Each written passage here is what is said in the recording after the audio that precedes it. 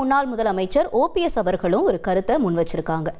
ஈகோவை உதறி தள்ளிட்டு அனைவரும் ஒன்றிணைய வேண்டும் அப்படின்னு முன்னாள் முதல்வர் O பன்னீர்செல்வம் கூறியிருக்காரு.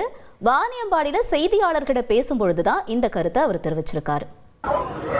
அவரவர்கள் மனதில் இருக்கின்ற ஈகோன்னு சொல்லுவாங்கல்ல, அந்த ஈகோவெல்லாம் உதறி தள்ளிவிட்டு நம்முடைய தலைவர்கள் காட்டிய வழியில் செல்ல வேண்டுமென்றால், மீண்டும் மாண்புமிகு அம்மா அவருடைய ஆட்சி தமிழகத்திலே மலர வேண்டுமென்றால், இந்த ஈகோ பிடித்து இருக்கின்ற தலைவர்களெல்லாம் தங்களுடைய ஈகோவெல்லாம் விட்டு கொடுத்து கழக நலன் கருதி ஒன்றிணைந்து செயல்பட வேண்டும் என்பதுதான் இன்றைக்கு தமிழக மக்களுடைய கருத்தாக இருக்கிறது.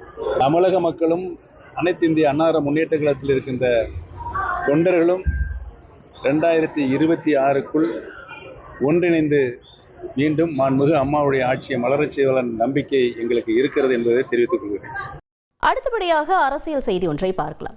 அதிமுக MLAக்கள் கூட்டத்தில் பங்கேற்காம EPS சந்திப்பதை செங்கோட்டையன் தவிர்த்த விவகாரம் பெரும் பேசு பொருளான நிலையில எந்த பாதை சரியா இருக்குமோ அந்த பாதையில சென்று கொண்டிருப்பதாக முன்னாள் அமைச்சர் செங்கோட்டையன் அவர்கள் கருத்து கோரியிருக்கார்.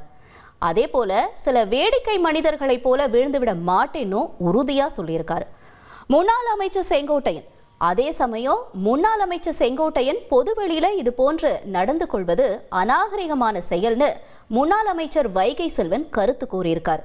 அதிமுக விட்டு கருத்து வேறுபாடா போனவர்கள் காணாமல் போய்விட்டார்கள்னு விமர்சனம் செய்திருக்காரு.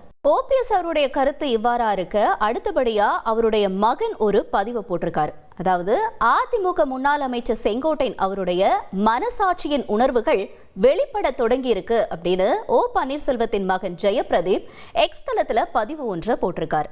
செங்கோட்டையன் அவர்கள் தனது அரசியல் குருமார்களில் ஒருவர் அப்படின்னோ, அதிமுகவின் உண்மை தொண்டன் செங்கோட்டையன் அப்படின்னோ அவர் அந்த பதிவுல கூறியிருக்காரு. தந்தி டிவியை உங்கள் கேபிள் டிவி ஆபரேட்டரிடம் இலவசமாக கேட்டு பெறுங்கள்.